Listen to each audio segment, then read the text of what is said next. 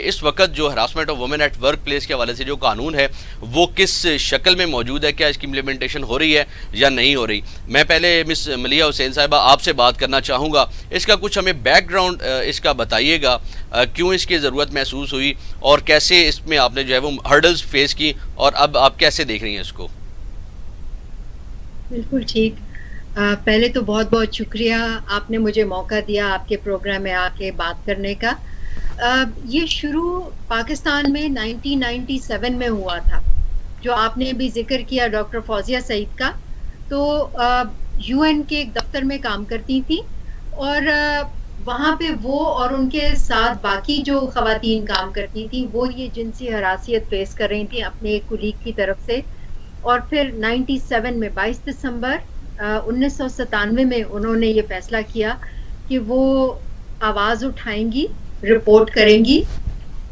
اپنا کیس انہوں نے رپورٹ کیا اور اس کے بعد 2 سال تک انہیں کیس لڑنا پڑا, اور جب جیت گئے تو پھر انہوں نے کہا کہ اچھا ہم ایسا کیا کر سکتے ہیں کہ ہم جن مشکلات سے گزرے آواز اٹھانے میں اور اپنا کیس لڑنے میں, کہ باقی لوگوں کے لیے ذرا زندگی آسان ہو جائے. تو انہوں نے یہ الائنس شروع کی تھی سن 2000 میں, اور لٹرلی ہزاروں مردوں عورتوں نے مل کے 10 سال تک کام کیا, گورنمنٹ کے ساتھ مل کے, پارلیمنٹ کے ساتھ مل کے.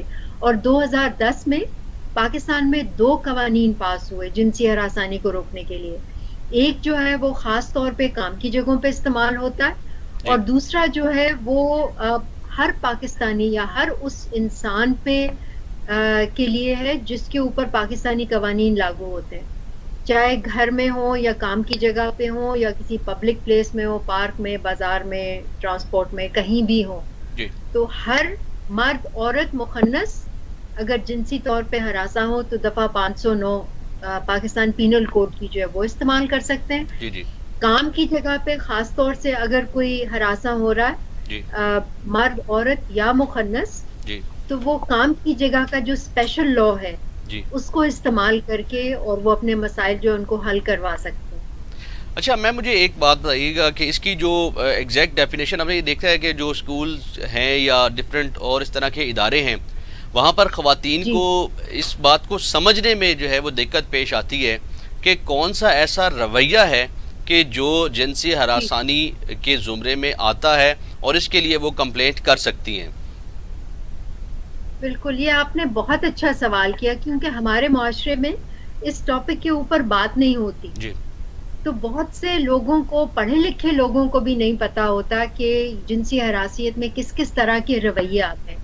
تو اگر قانون میں جو ڈیفینیشن دی گئی ہے جنسی ہراسیت کی, اس کو اگر ہم دیکھیں تو اس کے تحت کوئی بھی جنسی نوعیت کی بات, یعنی دوسرے انسان کے مرد, عورت یا مخنث ہونے کی وجہ سے کوئی بھی ان کے ساتھ ایسی بات یا حرکت کریں جس سے وہ تنگ ہوں, تو اسے جنسی ہراسیت کہتے ہیں.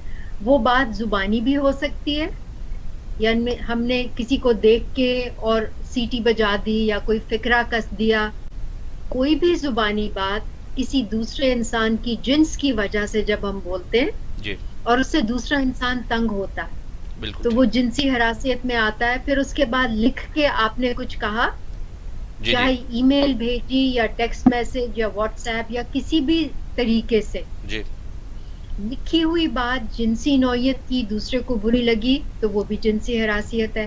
اس کے بعد فزیکل کانڈکٹ آ جاتا ہے کہ آپ نے کس نظر سے کسی کو دیکھا, آپ کے چہرے کے تاثرات کیسے ہیں کسی سے بات کرتے ہوئے یا دیکھتے ہوئے.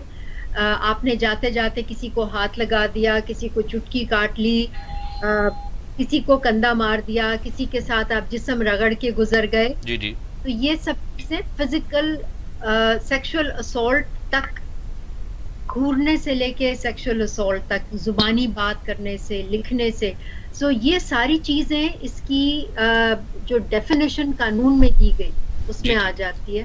اور اس کے ساتھ ساتھ آپ نے کسی دوسرے انسان کو اس کی جنس کی وجہ سے اگر اپنے سے کمتر سمجھا, کہ تم عورت ہو تمہیں کیا پتا, تو وہ بھی جنسی ہراسیت کی قانونی ڈیفینیشن میں آ گیا.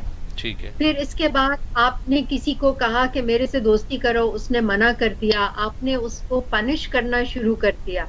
کام کی جگہ پہ کیسے پنش کرتے ہیں کہ آپ کسی کو کام زیادہ دیتے ہیں، انہیں دفتر کے بعد چھٹی ہو گئی، اسے کہا کہ آپ کو آج دیر تک رکنا ہے جی. یہاں پہ، یا ان کو لوگوں کے سامنے ڈانٹ دیا یا ان کے پیٹھ پیچھے برائی کرنی شروع کر دی. تو یہ سب چیزیں جو ہیں یہ بھی جنسی ہراسیت یہ کی سب چیزیں ڈیفینیشن جنسی میں ہراسانی آپ کی بات سے اس وجہ سے کام ہونا چاہیے. میں واپس چلوں گا میم ملیحہ حسینی کی طرف. آپ کی موجودگی سے یہ میں فائدہ اٹھانا چاہوں گا کہ ہمارے جو لسنرز ہیں، جو خواتین خاص طور پر ہمیں سن رہی ہیں، ان کے لیے کہ اگر خدا نہ خواستہ کسی کے ساتھ اس طرح کا کچھ واقعہ پیش آتا ہے تو اس کے پاس کیا طریقہ کار ہے کہ وہ کمپلین لے کے جائے، اور جس ادارے کا حصہ ہے وہاں پر کچھ کمیٹی وہاں پر بنی ہوگی یا وہ ڈائریکٹ کسی فورم پہ جا کے اپلیکیشن دے گی؟ اس کا کچھ تھوڑا سا طریقہ کار بتا دیں آسان، تاکہ کوئی اگر کرنا چاہے تو وہ فوری طور پر اس کے جو ہے وہ اس سے فائدہ اٹھا کے اس پر عمل کر سکے.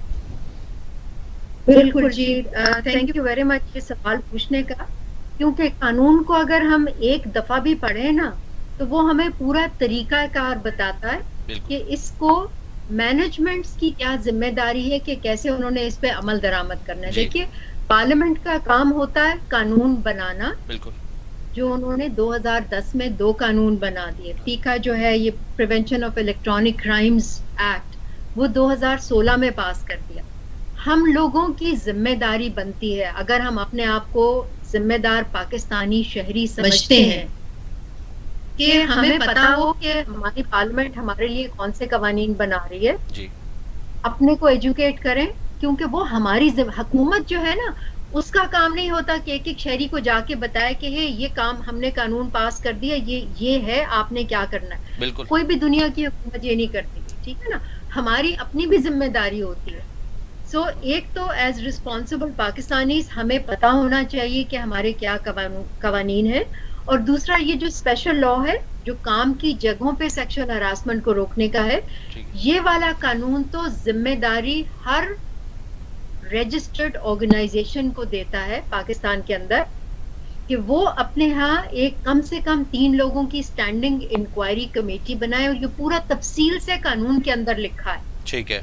ہر ادارے کے اندر کم سے کم 3 لوگوں کی اسٹینڈنگ انکوائری کمیٹی ہوگی، جن میں سے ایک ممبر کا عورت ہونا ضروری ہے. کچھ اداروں میں 2 عورتیں اور 1 مرد کی کمیٹی بنتی ہے، کچھ اداروں میں 2 مرد اور 1 عورت کی، لیکن 1 عورت کا ہونا ضروری ہے. اس میں قانون میں یہ بھی پوری تفصیل ہے کہ یہ مرد اور عورت کون کون ہونے چاہیے. جی ٹھیک ہو گیا. تھینک یو میم ملیحہ حسین صاحبہ. آپ نے بڑا بہترین طریقے سے یہ بتا دیا کہ ہر ادارے میں 3 اشخاص پر مشتمل کمیٹی ہوگی، جس میں ایک کم از کم خاتون ہوگی جس کو یہ جو ہے کمپلین فارورڈ کی جا سکتی ہے. ایک مختصر آدھا سا منٹ. جی جی. وہ یہ کہ ہمیں یہ بھی پتا ہونا چاہیے کہ بہت سے پاکستان کے سرکاری، غیر سرکاری، نجی ذمہ دار ادارے ایسے ہیں جنہوں نے پچھلے 11 سال میں اپنے ہاں یہ کمیٹیاں بنائی ہوئی ہیں. ٹھیک ہے. اپنے سارے امپلائیز کو انفارم کیا، اور وہاں پہ کیسز رپورٹ بھی ہو رہے ہیں. بالکل ٹھیک. قانون یہ کہتا ہے کہ یہ کیسز کانفیڈینشیلٹی میں حل کیے جائیں گے، اس طرح کے مسائل جو ہیں.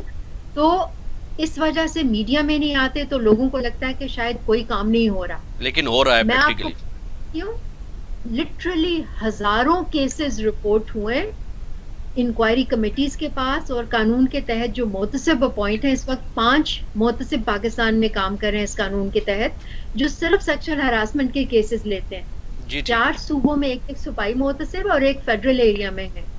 تو وہاں بھی کیسز ڈائریکٹ آ سکتے ہیں، آ بھی رہے ہیں. اور اداروں کی جو کمیٹیاں ہیں وہاں بھی ہزاروں کی تعداد میں مردوں عورتوں دونوں کے کیسز آ رہے ہیں، کیونکہ یہ قانون کے نام میں چاہے ویمن ہے، لیکن یہ مردوں کو بھی اسی طرح پروٹیکٹ کرتا ہے جیسے عورتوں کو. جی تھینک یو.